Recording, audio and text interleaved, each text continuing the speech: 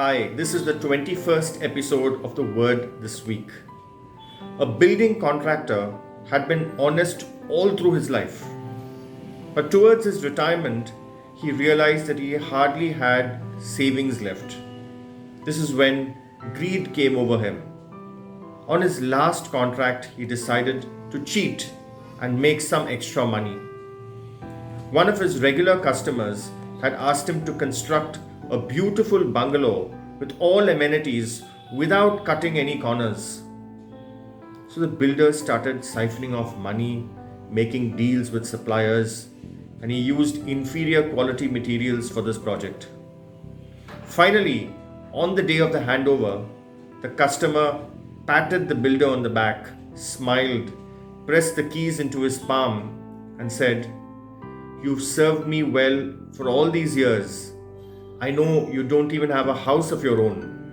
So I decided to reward you with a surprise. This bungalow that I asked you to construct is actually for you." Brothers and sisters, imagine the disappointment that builder would have felt. Had he the faintest clue that his last project was actually meant for him, he would not have shortchanged his customer. Now, many of us get swayed by needs of today or tomorrow. I remember seeing a witty quotation on a calendar: "Lead me not into temptation, I can find the way myself."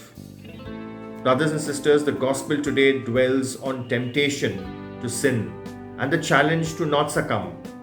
It also comes with a warning to not lead others up the garden path, especially the innocent, especially children. If you can do good, by all means do good. At the very least, don't do evil. If you can't be a rainbow in someone's life, or sunshine, or a silver lining, spare them the dark clouds.